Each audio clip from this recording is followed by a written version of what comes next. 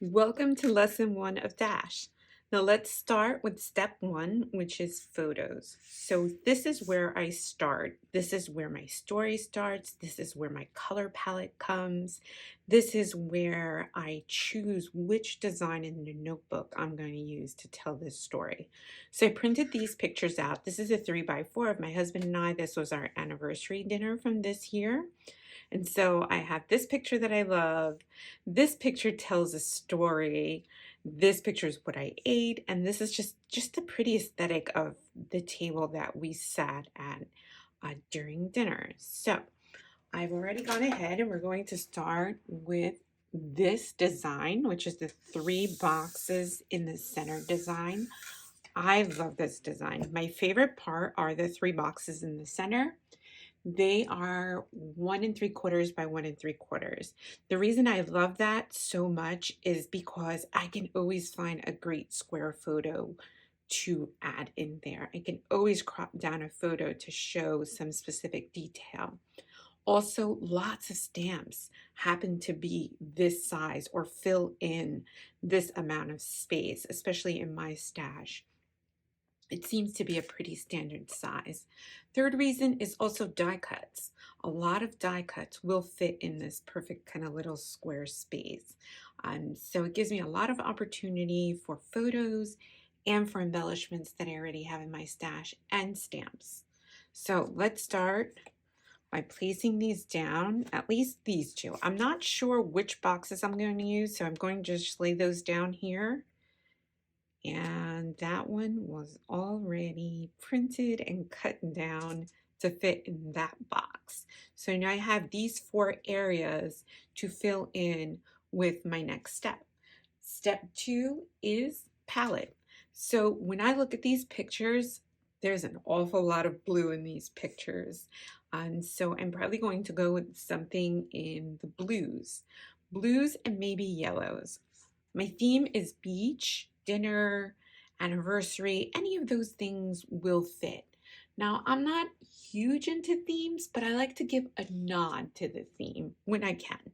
Again, that is my own personal design quirk.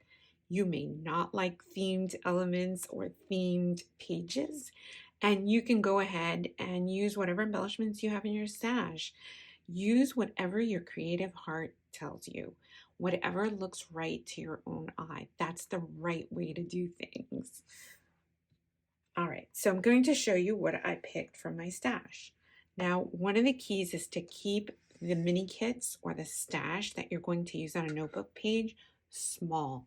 This is going to keep you from continuously going back into your huge stash of stuff. I know not all of us have a huge staff, but I think most of us probably do. I know I do. So I usually take a small tray, any tray, and I'll add a few things. Ink colors, the 3 ink colors that I think will go really well with this um, palette. My palette is going to be blues, specifically turquoise and navy.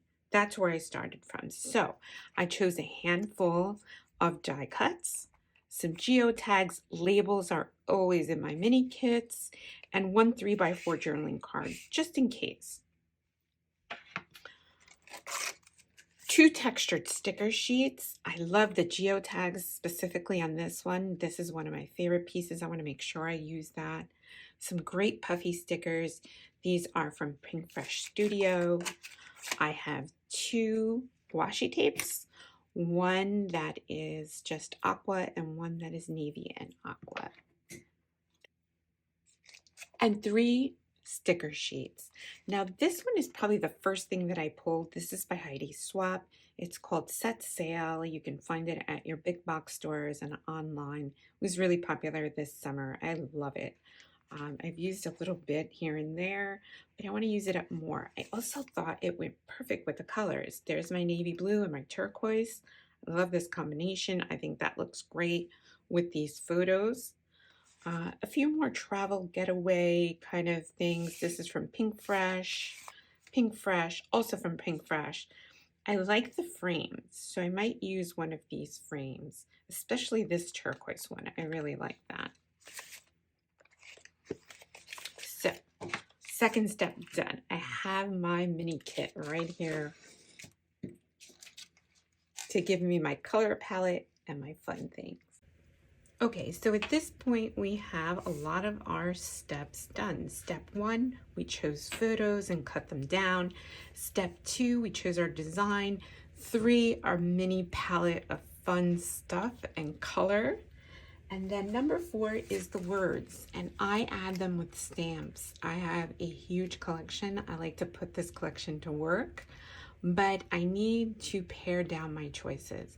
So I will choose a handful of stamps to use. They're usually either brand new stamps that I haven't used yet. My favorite stamps will go first, and words. So I'll give you an example. These two right here, this one's by Studio Calico. I've had it for quite some time in my stash. Haven't used it, love it. Love the scripty font, love this circle. I really want to make use of this one and use it on this page. This one is by Paper Person Shop. I love the Beach Town one. I think that goes perfectly because we were literally at a beach town, and I really want to use these 2 stamp sets. So these are my primary stamp sets. And then some of my supporting stamp sets. I choose ones that have lots of little words and sentiments on them. And they're great for either taking up a little bit of space that may be left over after my journaling. It could fill in some of these blocks like that one. And they are really nice little sentiments. It's good to have a mix of sentiments, so I've chosen 2. These are both by Carrie Bradford. I chose this 3rd one because I love the mix of script and typed. And I have that in the other stamp sets, so I thought maybe that could tie something together. I just drew that one in there, honestly. And then my last one is for dates. This one is brand new by Carrie Bradford. I just got it, and so I want to put it to use, and we'll see if we can find a way to work it into our design. And so there is my pared down stack of stamps that we're going to use. Last step is words, and I'm going to hold off on that because I'll need to measure that and see how much space I have left for my story. All right, I'm going to put you on voiceover and we'll see how all of this comes together. Now let's start with our title stamp and the focal point stamp. I love that circle, and I love Beach Town for the title. That is my starting point, my jumping off point, and this will ground the design. First, we'll start with this nice title. Now, if you don't have a lot of stamps, you could always use your alphabet stickers here, or you can use a die cut that has a nice big word on it. In the center, I'm going to place that focal point stamp, which is the circle. I love how this stamp has a little subtitle in the center. I'm going to do it in a nice bright blue for contrast. So black on the outside, bright blue on the inside. Now here you're going to see a little bit of the blue ink got on the acrylic block. So I'll just wipe that off. That's the one downside to using ink cubes rather than full-size pads. Sometimes that happens. So just flip it over and check to see if there's some leftover ink there, and just be mindful of wiping off your acrylic block. Now a close-up view, and you can see that that blue ink is a little bit splotchy, but that's okay. That's how dye ink works, and it will even out and become nice and smooth over the next probably 30 minutes or so. I added one more stamp, my favorite part, and that's just the subtitle to where my journaling or my story is going to go. And now you see how the stamping is in a diagonal line. You always want to move your stamped images around the page so you can achieve some balance. Now comes the fun part, right? I take out my mini kit, my palette of color and fun stuff, and I start moving around labels and die cuts and color. I really wanted to add yellow to this, but it just didn't work. I think the pink in my shirt was kind of fighting it, and I didn't like the way it was distracting from the design. What I really loved was this one die cut. It says, "Meet me where the sky touches the sea," which is perfect for the story. I love this geotag, loved it from the minute that I pulled it for this mini kit. So I'm going to use it, not sure how I'm going to use it up here on this title block. So I'm going to set it aside, just leave it there for a moment and move to the center of the page. Now I needed a pop of color. And so I chose the frame and I got really lucky that those frames are 1.5 inches by 1.5 inches. Perfect for framing out that stamped image. Now I need to add a little something to that geotag, another shape, something nice and long.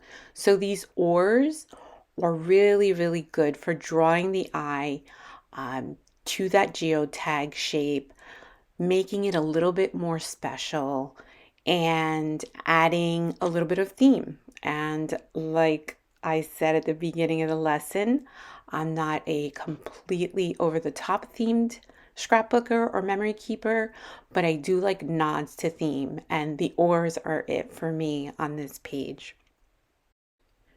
Now I'm just going to lay this die cut with the oars up at the top until I figure out how that's going to work out, how the spacing is going to work out.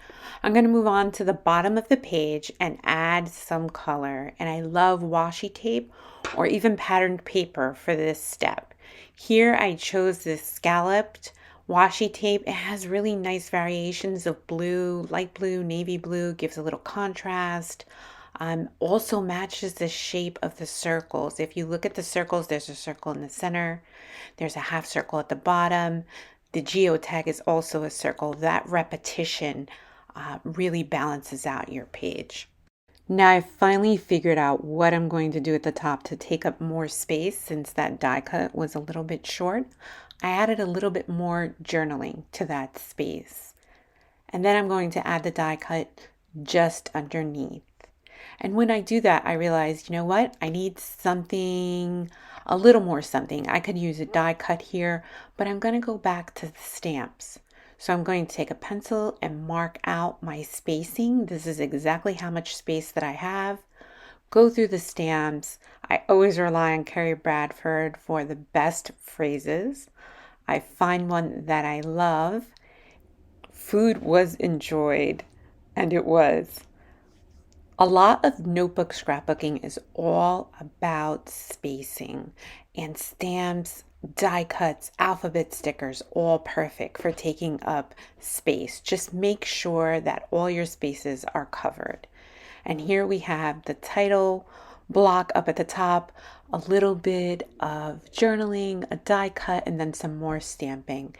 And that layering or stacking is one of the most fun parts about creating in a notebook. And here is a closer view of the entire design all put together. We have balanced colors, balanced stamping, we have some stacking and layering going on. And it's just such a fun and easy way to create. You have all of your 5 steps covered here in our first lesson: photos, stamps, palette, story, and hopefully a lot of fun. That's what you should be doing, enjoying the process, playing with paper and color and telling great stories. The whole point behind the creation of the notebook and why I love it so much. And I hope you do too. Okay, now we're going to take a look at a couple of more examples using the same 3-box design. Now I want you to notice that in this design we used 4 photos and 3 main stamps. We're going to do the same thing on the next design, but it's going to look really, really different. So here we go. We have our 4 photos and our 3 main stamped images. And yet the photos stand out so much more here. And the reason is because I concentrated the photos up at the top. It's very heavy photo up here, where in this first example, we broke this up. We broke this space up by using this spot for the title and for some other fun things. Had I used a picture of the beach, it would have had the same look, a very photo heavy look. Here we have the sunflowers and then my husband and I. We still have the 3 stamped areas. That's where I started stamping. I started actually right here. Then I did Autumn Memories, and then I always do my subtitle here because I knew this was going to be filled with journaling. Now the title I placed all the way up at the top. Do not be afraid of going outside of the boxes. So make the design work for you, not the other way around. I needed something with some weight because without it, it was perfectly fine. Honestly, this looks really good to me. But that, adding this little title up here with alpha stickers and this die cut, it just sort of, I don't know, gave it that little extra kick that I'm always looking for. Just like the envelope, the little layering of the envelope. Now I try to keep this notebook filled mostly with my flat things. This is an exception. You're gonna see a couple examples of exceptions where I do use envelopes, but because the rings are smaller, and that was done very purposefully. You don't want to fill it with a ton of envelopes and layers and thick layers. So you want to keep this project mostly flat. I do work on other projects that are very dimensional, and that'll be another class for another day. All right, let's look at a third example. So this one, I only had the one photo, but I love this memory and I love this photo. It also happens to be one of my favorite places for brunch, and I really wanted to put it in the notebook. I thought it would be a lot of fun. So I have my one focal point photo, and then I needed to fill all the other boxes with fun things. I had such a good time making this. This was a lot of fun. So I started again with the stamps. I used this circle stamp up at the top, again, outside of the box. To me, it looks almost like a sticky or a sticker or something that's holding this white piece of paper down. That was my thinking anyway. Next, I moved to this center spot and I put in this little building, broke that up with a little bit of green. Again, the subtitle for my journaling. And I knew that this spot here, because I knew I was going to do so much journaling here, that this would be needed to be filled with stamps or something different. In the first example, we filled this with washi tape, which would have been perfectly fine, but I like to change up the designs and also give you a lot of different options. So I filled it up with comfort food, which is a stamp, and a die cut.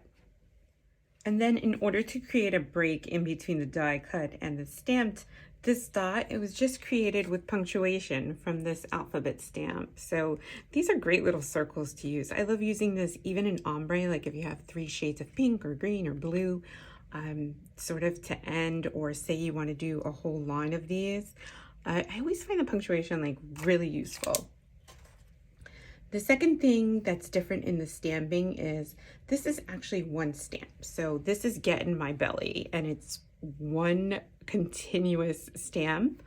And the way that I did this, there's a few ways to do this, but the way that I did it was just to do the black first, like that. I got it perfectly this time. I usually don't, but I always have my stamp chamois with me, and then I will just take off any black that gets on that third word, or fourth word actually. And then this is where the cubes really come in handy, because I have a lot more control over where this green goes. And then I have my title, just like that. Didn't do a great job with the black, but you get the idea. All right. So this one is very die cut heavy. Also notice that these 2 squares, instead of leaving them white, I wanted to give them a little bit of color, very neutral. They're still very cream color. It's a matte print to go with the city, that we were visiting. And 2 die cuts a little bit more stamping. This area here, I had to get really creative because I didn't have a photo. I had no more journaling. I had nothing else to say. And so I just went through my stash, my little mini stash that I pulled, and I had a big piece of toast because we were at brunch, a little drink, the date, and then the same phrase twice in two different shades of green. And I just copied that from the drink here, the lighter green and then the darker green.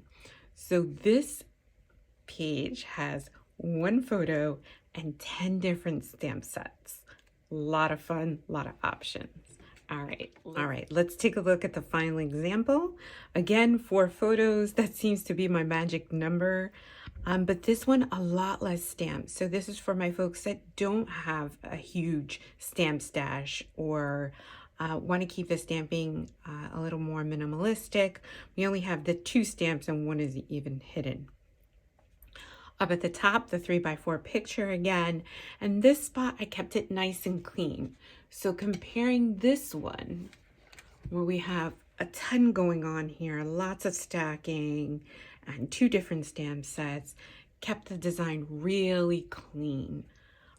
The center looks very similar, right? The 2 photos on the sides, and in the middle is where I put my sort of special little embellishment. So here's the frame, and here I just stacked these are stickers. They were strips. They were longer strips, and I just cut them to fit the 1 3/4 inch box. And I hid the part of the circle right underneath there, so Winter Magic is just peeking out of there.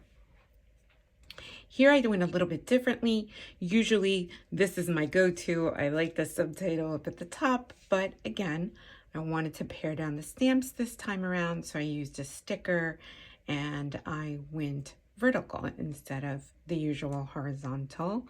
And again, that changes up the design. Use the photo here that I loved of landscape, very similar to this one.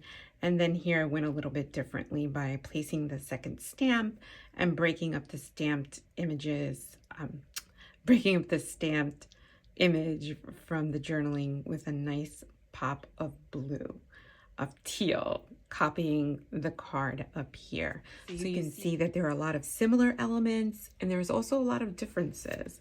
And look how different that looks from this one with the one photo. We have completely different designs, even though our base is still that 3-box design. All right, that's it for the 3-box design. I'll see you in the next lesson.